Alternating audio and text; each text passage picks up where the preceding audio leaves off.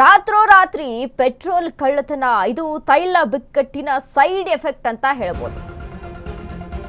ಈಗಾಗಲೇ petrol diesel ಎಲ್ಲೆಡೆ ಸಹಿತ ಸಿಗ್ತಾ ಇಲ್ಲ, ದುಬಾರಿ ರೇಟ್ ಆಗಿದೆ. ಇದು ತೈಲ ಬಿಕ್ಕಟ್ಟಿನ ಸೈಡ್ ಎಫೆಕ್ಟ್ ಅಂತ ಹೇಳಬಹುದು. ಬೆಳಗಾವಿಯಲ್ಲಿ ಪೆಟ್ರೋಲ್ ಕಳ್ಳರ ಕಾಟ. ಹನುಮಾನ್ ನಗರದಲ್ಲಿ ಪೆಟ್ರೋಲ್ ಕಳ್ಳತನ ಆಗಿದೆ. ಮುಖಕ್ಕೆ ಮಾಸ್ಕ್, ಕೈಯಲ್ಲಿ ಬಾಟಲ್ ಹಿಡಿದು ಎಂಟ್ರಿಯನ್ನ ಕೊಡ್ತಾರೆ.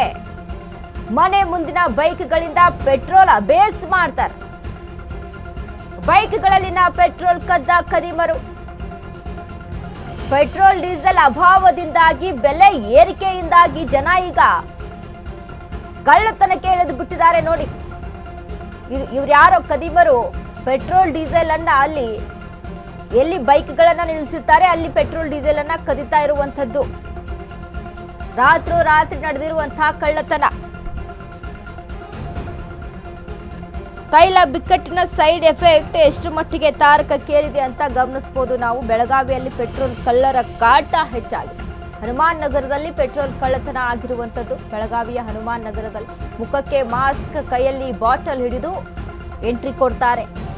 ಮನೆ ಮುಂದಿನ ಬೈಕ್ಗಳಿಂದ ಪೆಟ್ರೋಲ್ ಅನ್ನ ಕದೀತಾರೆ. ಬೈಕ್ಗಳಲ್ಲಿನ ಪೆಟ್ರೋಲ್ ಕದ್ದ ಖದೀಮರು. ಬರೀ ಬೈಕ್ ಅಷ್ಟೇ ಅಲ್ಲ, ಕಾರುಗಳಲ್ಲಿ ಡೀಸೆಲ್ ಕಳವು ಮಾಡ್ತಾರೆ.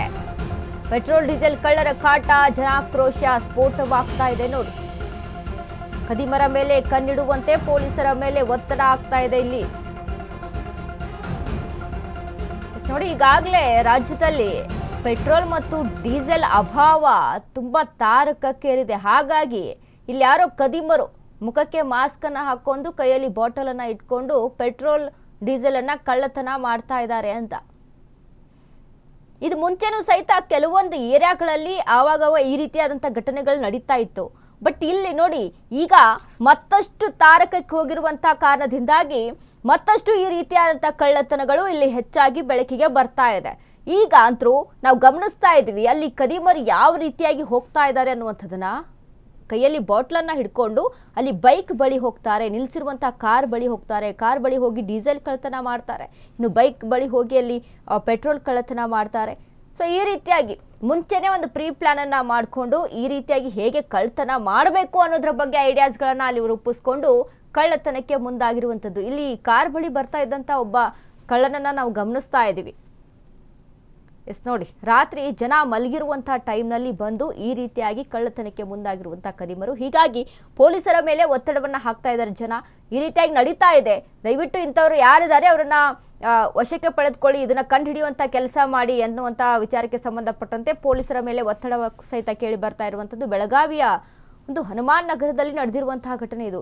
ಅಲ್ಲಿ ಒಬ್ಬ ಕಳ್ಳ ಬೈಕ್ ಕಡೆಯಿಂದ ಪೆಟ್ರೋಲ್ ಕದಿತಾ ಇರೋದು ನಾವು ಗಮನಿಸ್ತಾ ಇದ್ದೀವಿ. ಯಾವ ರೀತಿಯಾಗಿ ಬೈಕ್ ಹತ್ರ ಹೋಗಿ ಅಲ್ಲಿ ಪೆಟ್ರೋಲ್ ಕಳ್ಳತನ ಮಾಡ್ತಾ ಇದ್ದಾನೆ ಅನ್ನುವಂಥದ್ದನ್ನ.